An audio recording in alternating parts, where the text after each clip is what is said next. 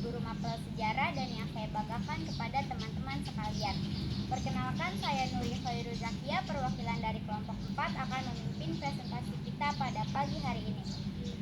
Perkenalkan, nama saya Siti Amelia sebagai pemateri 1. Perkenalkan, nama saya Dewi Sujani sebagai pemateri 2. Perkenalkan, nama saya Pesepti Ramadhani dari pemateri 3. Perkenalkan, nama saya Nelly Melani, pemateri 4.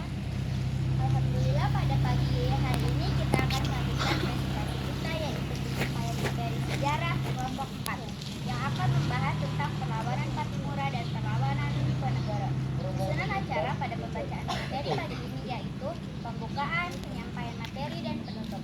Baik teman-teman, langsung saja kita mulai penyampaian dan penyajian materi. Saya persilakan untuk Siti Amelia membacakan materi yang pertama.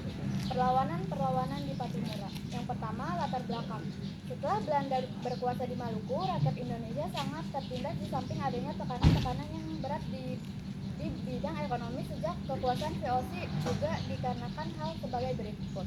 Yang pertama, penyebab ekonomis, yakni adanya tindakan-tindakan pemerintahan Belanda yang kerja blandong, penyerahan atap dan gaba-gaba, penyerahan ikan asin dan kopi. Selain itu, beredarnya uang kertas yang menyebabkan rakyat Maluku tidak dapat menggunakannya untuk keperluan sehari-hari karena belum terbiasa.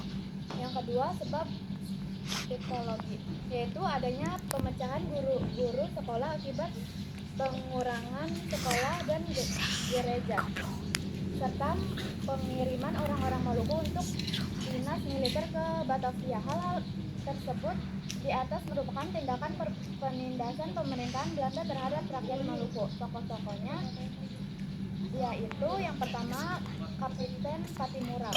Nama aslinya adalah Thomas Metulesi, lahir di Haria Sapura, Maluku pada tahun 1783. Sebelum melawan Belanda, Patimura pernah bertugas sebagai sersan militer di Inggris. Yang kedua, Christina Mathathiyatahu, tertangkap dan dibuang ke Jawa untuk kerja rodi bersama 39 orang lainnya. Dan yang ketiga, Kapiten Paulus Yahahu. Selanjutnya, tokoh-tokoh lanjutan sebelumnya, yaitu Said Parintah. Yang kedua, Patimura Muda. Yang ketiga, Philip Latumahina. Yang keempat, Upu Latu. Dan yang terakhir, Anthony Rebut. Jalannya perlawanan. Pada Mei 1917, rakyat Maluku melakukan pertemuan untuk membahas strategi dalam perlawanan Belanda. Pada pertemuan di tanggal 14 Mei 1817 disepakati Thomas Matulesi sebagai pemimpin pergerakan dengan julukan Kapiten Patimura. Setelah dilantik, Patimura kemudian memilih beberapa orang untuk membantunya dalam perlawanan terhadap Belanda, yaitu Anthony Rebuk, Philip Talimahina, Lukas Salano, Arong Lisapi, Melkori Kasauli, dan Sarasa Sanaki. Selanjutnya, Dewi Setiani membacakan materi yang kedua. Kami persilakan. Pada Mei 1911, rakyat Maluku pada tanggal 15 Mei 1811 dilakukan penyerangan pada pos-pos dan benteng Belanda di wilayah Saparua.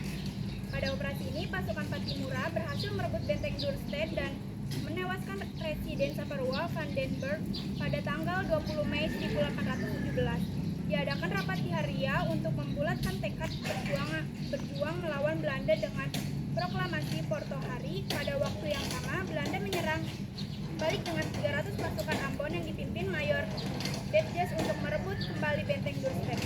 Penyerangan tersebut kemudian dikenal dengan nama Ekspedisi Betjes. Upaya Betjes berhasil digagalkan Kapitan Patimura dan pasukannya. Kemenangan demi kemenangan diraih, di antaranya di sekitar Pulau Seram, Hatawano, Itu Haruku, Wasisil, dan Larika. Pada tanggal 4 Juli 1817, Belanda di bawah pimpinan de Groot berangkat menuju Saparua untuk melakukan aksi vandalisme wilayah Hatawano di bumi hanguskan oleh Belanda, termasuk diterapkan siasat grunding. Serangan mendadak, vandalisme dan adu domba diterapkan silih berganti. Belanda juga melakukan aksi politik pengkhianatan kepada para pejuang dan pembantu Patimura. Pada tanggal 11 November 1817, dengan bantuan pengkhianat dari pasukan Patimura, Letnan Pietersen berhasil menyergap Kapitan Patimura dan Philip Latumahina saat di Sirisori. Hal ini dikarenakan Raja Boy dari Saparua yang membocorkan informasi tentang strategi perang Patimura, maka wilayah Saparua berhasil dengan mudah direbut oleh Belanda. Akhir perlawanan. Pada tanggal 16 Desember 1815, para tokoh pejuang dari Maluku ditangkap oleh Belanda seperti Kapitan Patimura, Antoni Rebo, Philip Latumahina, dan Said Parintah yang harus berakhir dengan hukuman gantung di depan benteng New Victoria Kota. Yang selanjutnya Perang Diponegoro.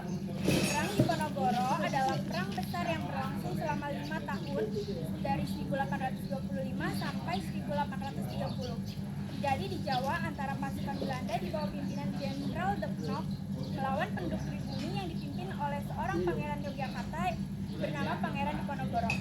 Perang Diponegoro merupakan salah satu bentuk perlawanan rakyat Nusantara terhadap penjajahan Belanda yang melibatkan seluruh wilayah Jawa. Untuk Eva Satriani dipersilakan membaca materi yang ketiga. Penyebab perang. Yang pertama, kekuasaan Raja Mataram semakin lemah, wilayahnya dipecah-pecah. Belanda ikut tangan dalam urusan pemerintahan dan pengangkatan raja. Ketiga, adat istiadat menjadi rusak dan kehidupan beragama menjadi merosot. Keempat, penderitaan rakyat yang berkepanjangan sebagai akibat berbagai macam pajak. Berbagai macam pajak yang dibebankan pada warga menyebabkan perang Diponegoro antara lain pejongket, pajak pindah rumah, kering haji atau pajak tanah, pengawang-awang atau ajak halaman pekarangan, pekamping, pajak jumlah pintu, pajigar, pajak ternak, penyongket, pajak pindah nama, bakti, pajak menyewa tanah atau menerima jabatan. Penyebab khusus, pada bulan Mei 1825, sebuah jalan dibangun di dekat Tegaljo Rejo. Pihak Belanda yang membuat jalan dari Yogyakarta ke Magelang melalui Tegalrejo tanpa persetujuan dari Pangeran Diponegoro, dan masyarakat merasa tersinggung dan marah karena terdapat tempat makam dari leluhur Pangeran Diponegoro di sepanjang lintasan jalan tersebut. Presiden Belanda A.H.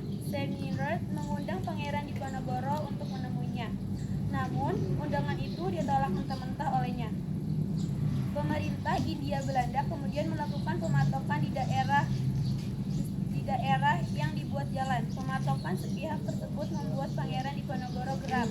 Lalu memerintahkan orang-orangnya untuk mencabuti patok-patok itu dan menggantinya dengan tombak. Belanda mengepung kemudian dengan kediaman Pangeran Diponegoro, namun Pangeran Diponegoro berhasil lolos. Tokoh-tokohnya Pangeran Diponegoro, Kiai Mojo, Sentot Priwiarjo, Pangeran Mangkubumi, Kiai Manja, Prabu Wana IV, Raden Temenggung, Prawidya, Kiai Imam Sapei, dan Kiai Imam Nawawi, dan yang terakhir Kiai Hasan Basori. Untuk Meli Melani dipersilakan membaca materi yang keempat. Jalannya perang pada pertengahan bulan Mei 1825, pemerintah Belanda yang awalnya memerintahkan bangunan dari jalan Jakarta ke Magelang lewat Muntilan mengubah rencananya untuk membelokkan jalan ke melewati Tegalrejo. Rupanya tempat melintasnya makam dari leluhur Pangeran Diponegoro. Hal inilah yang membuat Pangeran Diponegoro tersinggung dan memutuskan untuk mengangkat senjata melawan Belanda. Dia kemudian memerintahkan bawahannya untuk mencabut patok-patok dan melewati makam tersebut. Namun Belanda tetap memasang patok-patok itu, bahkan ada yang jatuh sekali. Belanda mengepung kediaman di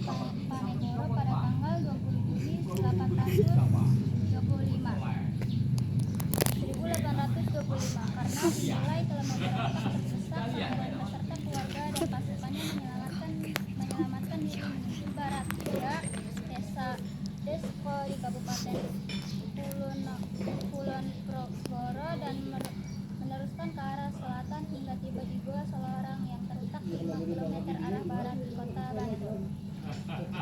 Perang Diponegoro kemudian menjadi Goa Selorang menjadi basisnya pangeran menempati Goa sebelah barat yang disebut Goa Kangkung dan juga menjadi tempat pendiaman beliau. Akhir perlawanan. Pada tanggal 20 Maret 1830 Jenderal Desmond berhasil menjepit pasukan Diponegoro ke Magelang. Di sana Pangeran Diponegoro menyatakan bersedia menyerahkan diri dengan sisa anggota laskarnya dilepaskan. Maka Pangeran Diponegoro ditangkap dan diasingkan ke Manado. Kemudian Terima kasih kepada kelompok 4 atas materinya. Itulah penyampaian dari pemateri tentang perlawanan Padipura dan Diponegoro. Demikian tadi presentasi kelompok kami. Mengucapkan alhamdulillah. Saya sebagai moderator mohon maaf atas kekurangannya